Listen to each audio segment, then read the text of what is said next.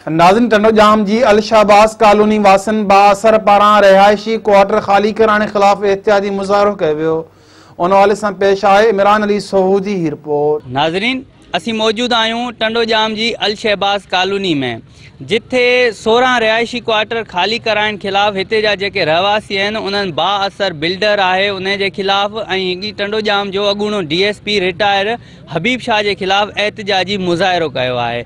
इन्हनि जो छा चवणु आहे, अचो त तव्हांखे उन्हनि जी ज़िबानी ॿुधायूं। आज ये पुलिस जो आ रही है बिल्कुल गैर कानूनी आ रही। कोर्ट का कोई आर्डर नहीं है। पहले भी 20 तारीख को आई थी, उसमें कोर्ट ने आर्डर दिया था ताले ना तोड़ने का, वो वापसी चली गई। बेल अपने रिपोर्ट भी जमा करा दिए, आज उसी आर्डर को लेके आ रही है। और हमारा केस चल रहा है सेशन कोर्ट में, उधर आर्गुमेंट भी मुकम्मल हो गई। आर्डर पे पड़ा है 16 तारीख को, लेकिन पता नहीं पुलिस को इतनी जल्दी क्यों है, जो रातों रात कोई कार्रवाई करना चाह रही है कि हमारे मकानात खाली कराना चाह रही है।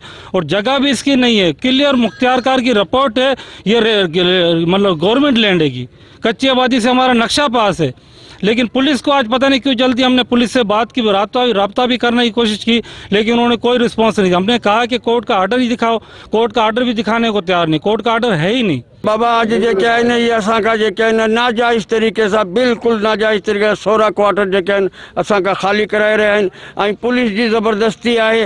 रागुना असीं ग़रीब माण्हू आहियूं, असीं हिते 70 साल सां वेठा आहियूं ऐं असांजो को हिसाब किताब न आहे। असां तमामु मिसकीन आहियूं, असांजा ॿार बच्चा हिते वेठा आहिनि, असांखे को के क़िस्म जी माने वो आहे कोन। रागुना रोज़ाना असांखे कॾहिं पुलिस तंग कंदी आहे। हीउ सरमायादार आहे बाबा, वॾो सरमायादार आहे, हिकिड़ो वॾो बिल्डर आहे। असांजो हिन सां कहिड़ो मुक़ाबिलो आहे। पर रागुना ई असांखे जे बचड़नि खे ख्वार करे आहिनि। असीं वज़ीर आला सिंध सां एहतजाज करे रहिया आहियूं, असां मुख़्तियारकार सां, असां DC सां, असां सुमरा जेतिरा बि असांजा अॻुवान आहिनि हुकूमत में आहिनि, असांजा बाबा हथ ॿधे उन्हनि सां अपील आहे कि बाबा असां ग़रीबनि जो ख़्यालु करो। रागुना असांजो सरजील मेमन आहे, असांजो MP MNA आहे, असांजी हुन सां भी तमाम घणी उम्मीद है कि बाबा वो अचे ऐं असांजो मसलो हल कराए। तकरीबन 50 साल से यहाँ रहते हैं और हमेशा ही ये हमारी सिंध हुकूमत से ये अपील है कि हमारी बराए मेहरबानी करके हमें बेघर ना किया जाए। हमेशा ये लोग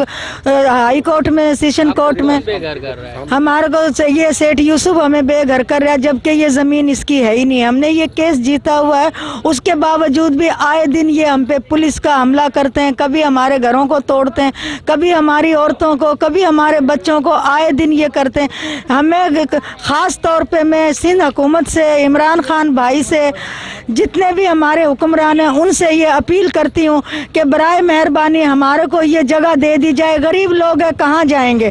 हमारे साथ बराए मेहरबानी कोई ताउन किया जाए और हमें बेघर ना किया जाए।